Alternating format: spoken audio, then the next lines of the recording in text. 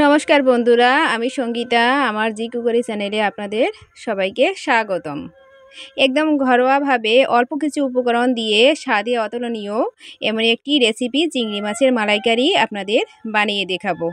আশা করি ভিডিওটি ভালো লাগবে। আমি এখানে মালাইকারির জন্য চিংড়ি মাছ নিয়ে নিয়েছি। চিংড়ি মাছগুলো পরিষ্কার করে ধুয়ে নিয়েছি। হলুদ গুঁড়া, লবণ, তেল দিয়ে মাখিয়ে নিব।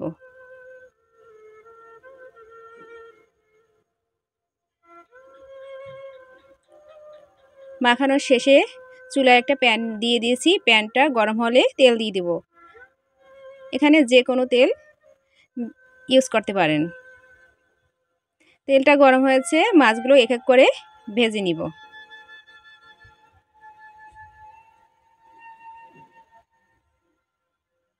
মাছটা আমি অতিরিক্ত ভাজবো না, অতিরিক্ত ভাজলে রাবারের মতো হয়ে যাবে এবং খেতে ভালো হবে না। মাছ ভাজা হয়ে গেছে, এবার একটা পাত্রে তুলে নিব। মাছ ভাজা তেলে আমি এলাচি, তেজপাতা, দারচিনি ফোড়ন দিয়ে দেব।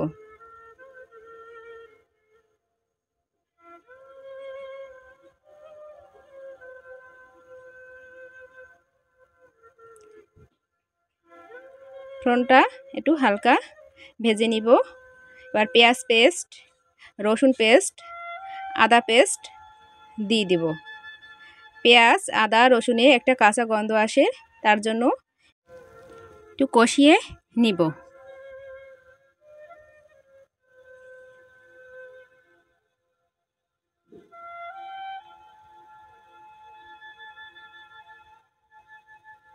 হলুদ গুঁড়া, মরিচ গুঁড়া, লবণ দিয়ে হালকা একটু কষিয়ে নেব। জিরা, ধনিয়া, গরম মশলার পেস্ট দিয়ে দেব। পেস্ট দিয়ে একটু কষিয়ে নেব। ফেটানো টক দই দিয়ে দেব। ফেটানো টক দই দিয়ে তেলটা ছেড়ে দেওয়া পর্যন্ত কষাতে থাকবো। চিনি দিয়ে দেব।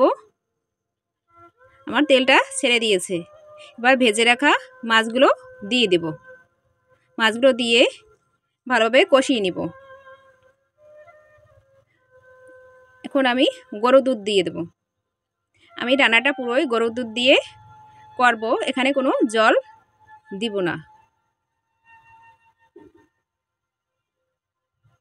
আপনারা চাইলে নারকেলের দুধ দিয়েও করতে পারেন। আমি কয়েকটি কাঁচামরিচ দিয়ে দিয়েছি। একটা ঢাকনা দিয়ে 7 থেকে 8 মিনিটের জন্য ঢেকে রাখবো। চিংড়ি মাছের মালাইকারির ক্ষেত্রে আমার কাছে ঝোলটা একটু মাখামাখোই ভালো লাগে, তাই আমি একটু মাখামাখো নামিয়ে নেব।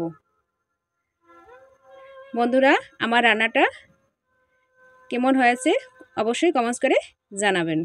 যদি ভালো লাগে একটা লাইক দিয়ে দিবেন। আমার চ্যানেলে যদি নতুন হয় তাহলে চ্যানেলটি সাবস্ক্রাইব করে সাথে থাকুন। বাই, আমি সঙ্গীতা। দেখা হবে পরবর্তী ভিডিওতে। ভালো থাকবেন, সুস্থ থাকবেন।